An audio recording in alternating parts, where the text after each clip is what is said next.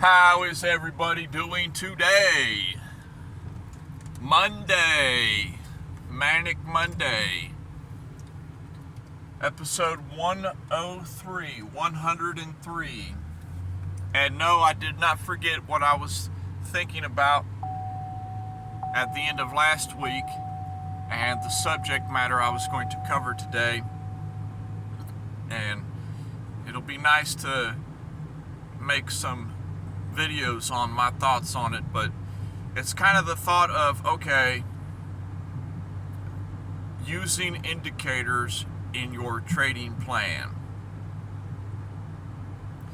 Man, most people are using indicators in their trading. Most. Now, are indicators, what are they? Okay, indicators that you put on your chart are simply something that represents some sort of data. For example, the volume indicator. It represents the amount of volume for each candle that's coming in at that time. And then you have oscillating indicators, which represent the flow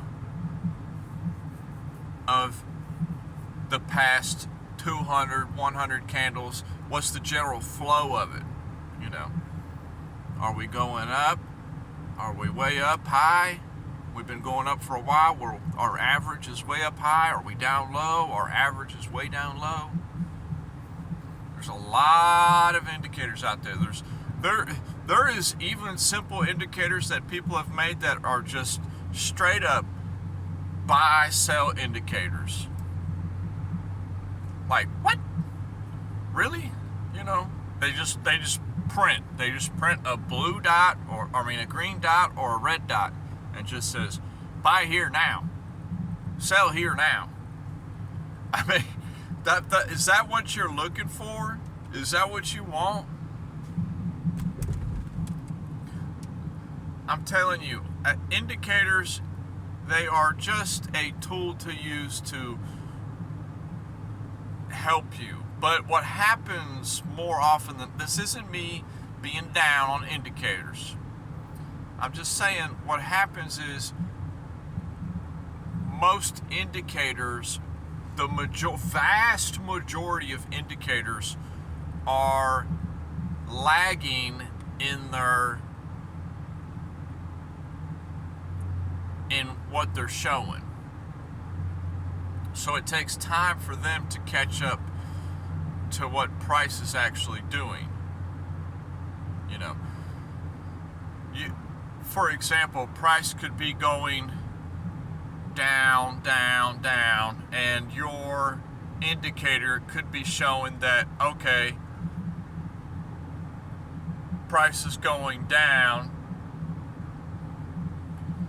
and then all of a sudden your indicator could be showing that price is still going down, but price could be going up at that moment.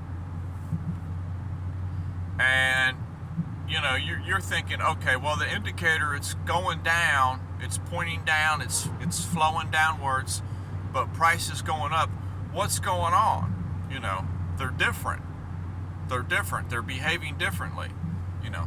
And that's where things get a little shaky. It's difficult to separate what price is doing and what your indicators are telling you. And it all depends on what kind of indicators you're using. There's a lot of indicators out there. But until you have worked on your basic price action on a naked chart, there honestly is no point to add on indicators until you have the basics of price action down. That's something that I did early on was I was using indicator after indicator and watching it.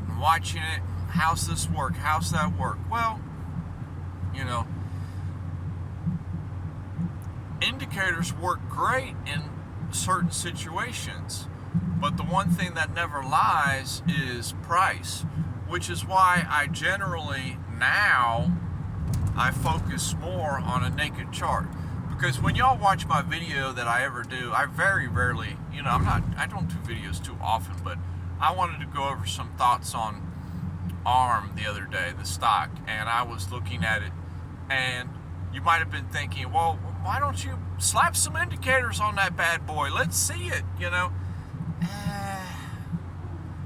I'd love to, but, that just, a lot of times what happens is when you're thinking of an idea, you'll find an indicator to tell you, yeah, you're right. Your idea's right. It's like that voice in the back of your head. That's dangerous territory. You got to watch that.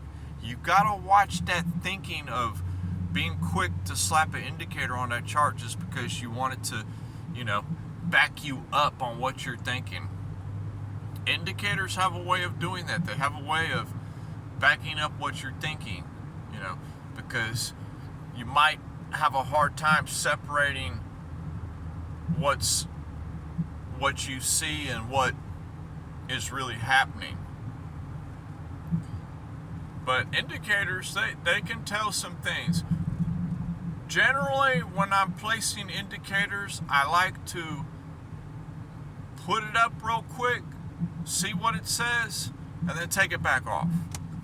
That seems crazy, and that seems like counter to what the majority of people are doing. They have so many things going on their chart that it's just like, crazy. And it's just a lot going on, especially for someone new coming into the game. What it looks like on their chart,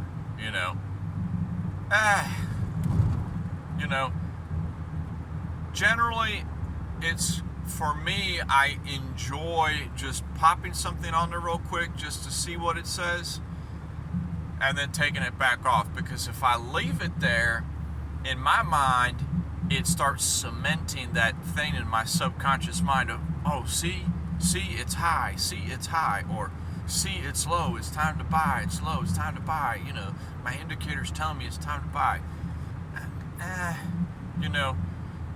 Price won't lie to me, but the indicators, they can kind of trick you a little bit. I am a terrible trader, so to speak. So that is why I have to make it as simple as possible for me to have the best chance. I know that seems crazy. How could you make that statement, bruh? You talk about trading all the time. That's all you do. Yes, but I know me. That's what makes me a great trader, and that's what makes me a terrible trader, is because I know myself. So I know that it's best to just kind of not get so caught up on indicators and things. A lot of people that I have consider my mentors, some of them use indicators, some of them don't.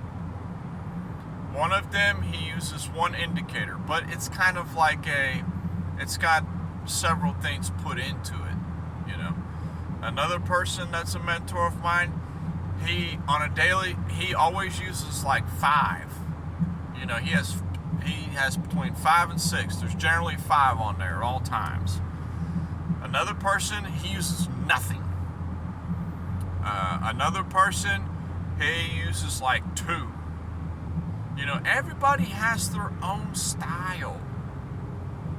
Everybody has their own thing.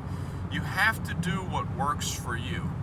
And right now, what works for me is starting off when I'm looking at something new with nothing, completely naked. I'm taking in the whole visual of the naked chart, and I'm analyzing it as I see it with pure naked price action. Then, if I see something interesting, I will say, wow, that's an interesting point right there. Let me see what the volume looked at right there, because that could be a trick play right there. And then I'll pull up the volume and I'll see, wow, that candle was really big, but the volume was nothing. So that's a manipulation candle right there. Do you get what I'm saying? That means that they just made a big old candle out of nowhere, but really, you know, there was no volume behind it. So it was kind of like a skip move, you know, it just skipped up there, you know. And then I'll take the volume off. Or if I see something else, you know, I'll say, wow, you know, price is getting kind of high here, you know. It just seems like perhaps we're way, you know, getting into the, you know, we've been so high for a while now. Let me see how the oscillators look. You know, there's a lot of different oscillators that you can use. And you can look at them and you can say, oh, yeah, it is really high. Or you could look at them and you could say, well, you know, they're kind of in the middle or kind of low, you know. That don't make no sense. Price has been going higher and higher and higher, but, you know, all my oscillators, they're kind of low right now, you know. So it kind of tells you a story of what's going on, you know. And one thing about indicators that is how they can benefit you. Now, how they can hurt you is when you use them as like a sole basis of a trade. Okay. For example, the RSI indicator, the relative strength indicator, okay? You can think, oh, well, the RSI, it's really low, so that is a great time to buy because the RSI is low. I'm looking at the 15-minute chart right now. The RSI is, wow, it's at the bottom. It's beyond the bottom. This is a great time to buy. I'm going to buy right here. You know, what's price to them? You know, because just because your RSI is low, there is no reason for it to be telling you to buy just because it's low. Because that RSI, I'm telling you right now, it can stay down in the pits of hell for days at a time. You would be shocked. So for 2-3 days, you're going to be betting your money just because the RSI is low that it's going to go back up, it's going to reverse here and go back up. Come on. I'm telling you, personal experience, you have to use them as general helpers on a vague idea on what might be going on, not as your sole reason. Price needs to be your sole reason. You know, which is why I really enjoyed doing that ARM video the other day, because it really showed out what just looking at a naked chart could look like, you know, and how you, in my mind, you might not be able to see it starting out, but in my mind, I don't need the indicator because I already have an idea of how the indicator's looking in certain areas, if that makes sense, you know, because it's always lagging, and especially when you're looking at it in hindsight.